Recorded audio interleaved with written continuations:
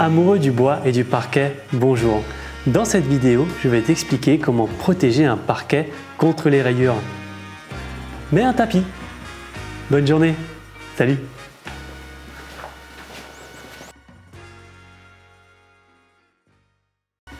Non, plus sérieusement. Pour protéger un parquet, tu as le choix entre la cire, l'huile ou le vitrificateur. Petite parenthèse rapide sur la cire, ça brille, c'est soyeux, ça s'entretient facilement, mais ça protège que dalle contre les rayures, les chocs et l'usure. Va voir notre vidéo sur la cire si tu veux en savoir plus.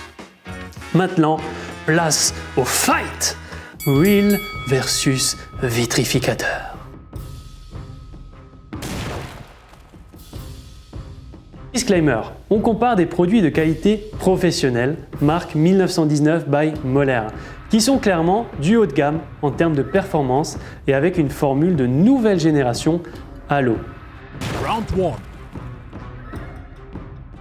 L'huile va te réchauffer le bois et mettre en valeur le veinage et la structure du bois.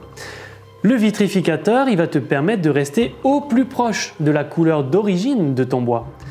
Là, on ne peut pas vraiment juger parce que c'est principalement une affaire de goût. Un point pour les deux donc. Round 2. En termes de résistance aux taches, à l'usure et aux rayures, on va être très proche pour ces deux finitions. Par contre, le vitrificateur va tenir plus longtemps qu'une huile, du coup là, clairement un point pour le vitrificateur. Round 3.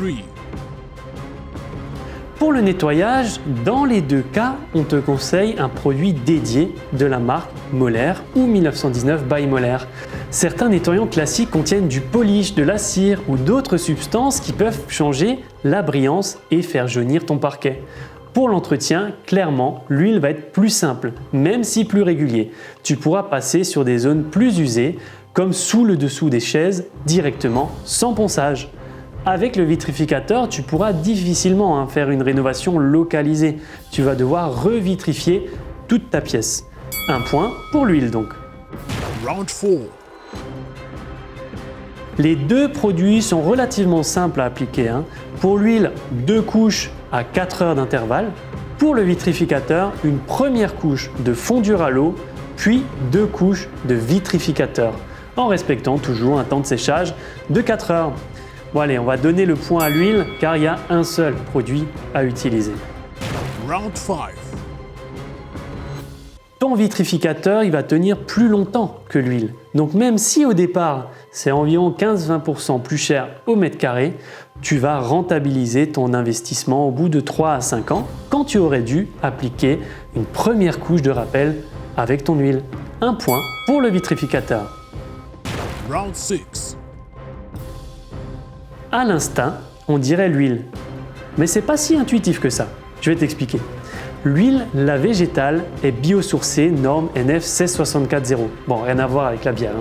En gros, on détermine sur le film sec du produit quelle est la part de carbone 14, c'est-à-dire de matière facilement et rapidement renouvelable, comme de l'huile végétale. Et là, on est quasiment à 50%. On dispose également d'un vitrificateur biosourcé qui s'appelle le Suprême, avec un taux similaire. Autrement, nos autres vitrificateurs, tout comme notre huile, sont certifiés Éco-Label. Ce label européen, c'est un gage d'excellence en termes de performance technique, principalement la résistance aux rayures, et de performance environnementale. Tout le cycle de vie du produit est analysé, de la matière première au recyclage.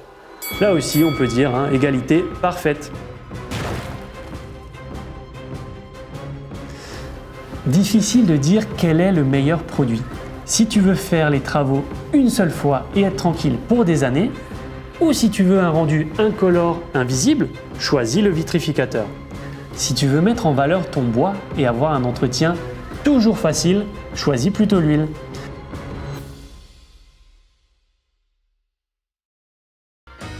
Je t'invite à regarder notre vidéo sur la vitrification parquet et celle de nos amis de chez Moller pour l'huile biosourcée pour plus de détails. En description, je te mets les liens vers notre boutique en ligne pour acheter nos vitrificateurs, nos huiles et même nos cires. Si tu as des questions, des idées ou si tu as envie que l'on traite un sujet en vidéo, laisse-nous un commentaire.